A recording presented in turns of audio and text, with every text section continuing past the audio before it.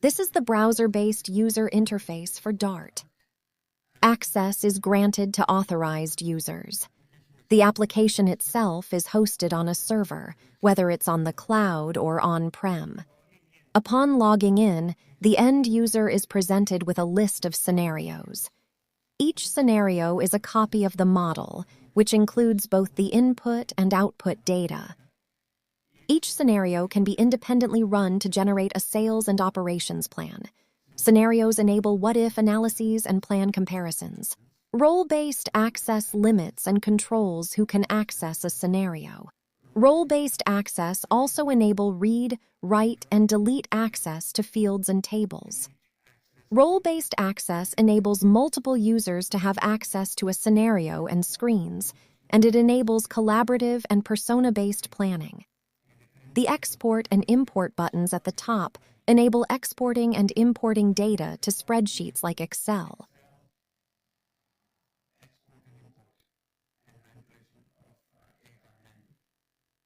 Let us click our way into a scenario. Upon getting into a scenario and clicking into this top left corner, you'll see a menu tree here with various input and output tables. The structure of the tree and the tables and the fields themselves are all configurable. If you were to go into any table, for example, you would then be able to click into the settings. You can customize it here to show or hide particular data fields. I'm currently demonstrating a situation or a scenario that has already been completed and run. Here, on the left, you see the input/output tables, and amongst them, the dashboard is the first thing you would go to get an overview of the scenario that has been run. The dashboard is highly configurable and informative. You can filter the locations, parts, and materials, and change the look of these cards on the dashboard.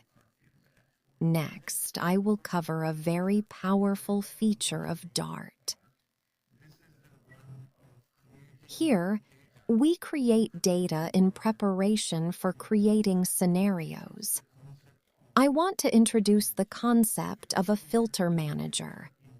A filter manager is an area in DaRRT where you can configure different filters of data.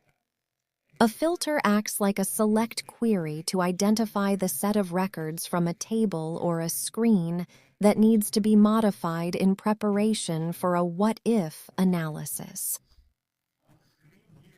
On the screen here, I've already populated with a configured filter, which is essentially selecting data from a demand table based on a criteria for a location and material. If you click the Preview button, you will see the preview of the Select query in the bottom here. For those of you users who are familiar with SQL, you can see the result of the filter that you have just configured. So, users have the capability to set up and define a multitude of filters, simply by clearly specifying the necessary criteria within the various fields that are available from the tables they are able to choose. This very powerful feature allows the end users to create input data for different scenarios without requiring them to know SQL. Here, we demonstrate the concept of scenario generation. So next, we will take the filter we just configured and use it to generate scenarios. So, on this screen, I'm presenting two distinct scenarios. These were both developed entirely by the end user, simply through their interaction with the user interface. The first of these scenarios is specifically titled Demand 10%, and the second scenario is clearly designated as Demand 20%. So, creation of scenarios involves primarily utilizing the specific select query that we had previously configured during the filter's creation process. We are using that to configure the minimum demand to be equal to the old minimum demand multiplied by 1.1. And similarly, the demand plus 20% is configured using a 1.2 multiplier. If you click the Preview button, you will see statements that mirror SQL queries on your screen, so you can verify their accuracy. This allows end users to create an unlimited number of scenarios using a combination of input tables and filters created in the previous steps. It's extremely powerful for the end user to create scenarios without requiring them to be knowledgeable in SQL or without needing any database expert's help. Next, we are going to use the scenarios that we just created to build a complete process chain. A process chain is a sequence of steps that use the scenarios that we just created to run in a sequence. When we press the Execute button, the scenarios run in a given sequence.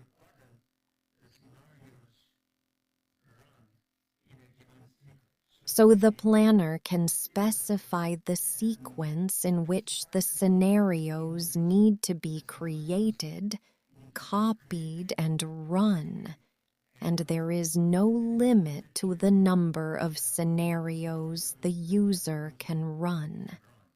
This gives very powerful capabilities for the planners to take the base scenario, copy it to another scenario, bump it up by 10% in terms of demand, solve it, and repeat that for another scenario, and so on.